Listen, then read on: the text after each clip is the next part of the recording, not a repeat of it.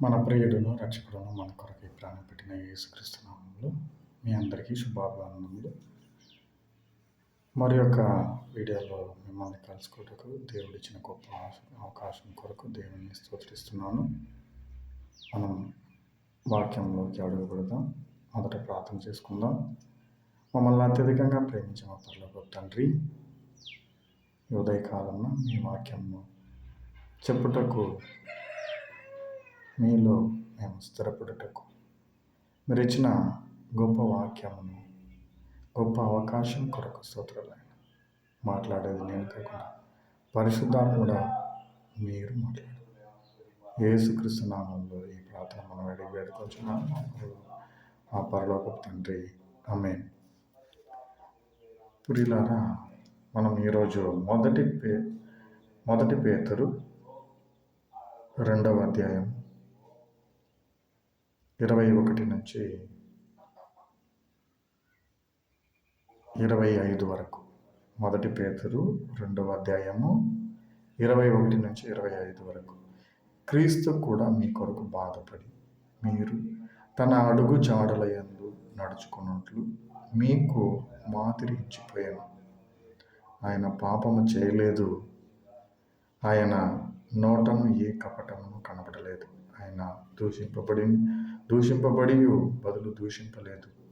ఆయన శ్రమ పెట్టబడి బెదిరింపక న్యాయముగా తీర్పు తీర్చు దేవునికి తను తాను అప్పగించుకున్నాను. మనము పాపముల విషయమై చనిపోయి నీతి విషయమై జీవించినట్లు ఆయన తానే తన శరీరమందు మన పాపములను ప్రాణం మీద మోసికొనను. ఆయన పొందిన గాయముల చేత మీరు స్వస్థత నొందితిరి. మీరు గొర్రెల వలె దారి తప్పిపోతిరి, కానీ ఇప్పుడు మీ ఆత్మల కాపరి అధ్యక్షుడునైన ఆయన వైపునకు మళ్ళీ ఉన్నారు. పిల్లరా, ప్రభు అయిన యేసుక్రీస్తు ఈ లోకమునకు వచ్చినదే మనలను పాపం నుంచి విడిపించి పరలోక రాజ్యమునకు చేర్చుటకు. ఆయన పాపం చేయలేదు, మన పాపము ఆయన మీద మోపబడిను. మన కొరకు ఆయన శ్రమలను, బాధలను, ముళ్ళ కిరీటం ధరించుకున్నాడు. మేకులు కొట్టినారు ఆయన చేతికి, కాళ్ళకి. ఆయనను కొరడాలతో కొట్టినారు.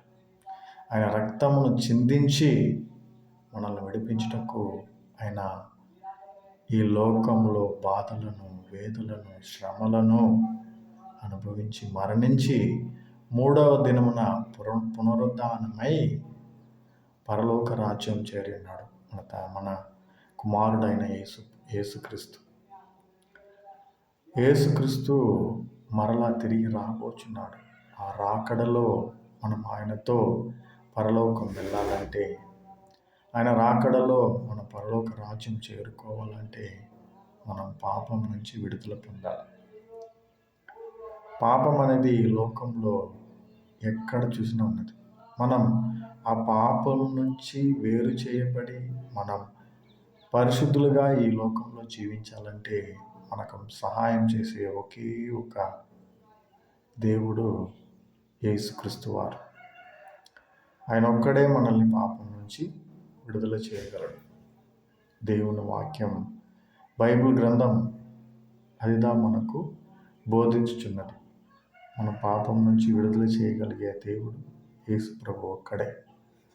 మరి ఈ పాపం నుంచి మనం విడుదల పొందాలంటే, ప్రభువా, నేను ఈ పాపము చేస్తున్నాను, నన్ను క్షమించుము తండ్రి, నా పాపమును క్షమించు నాయనా, నన్ను మీ రక్తం ద్వారా కడుగుము, నా పాపములను మీరు భరించున్నారు, మీరు మోపినారు కనుక నన్ను శుద్ధపరిచి నన్ను స్థిరపరచుము, మీలో జీవించటకు మీరు సహాయం చేయము. మనం అట్లా అడిగినట్లా మనల్ని విడిపించి మనలను పరలోక రాజ్యానికి చేర్చుటకు ఆయన శక్తివంతుడు, సామర్థ్యవంతుడు.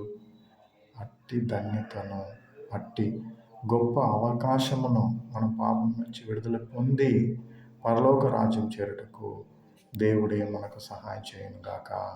ఆమేన్.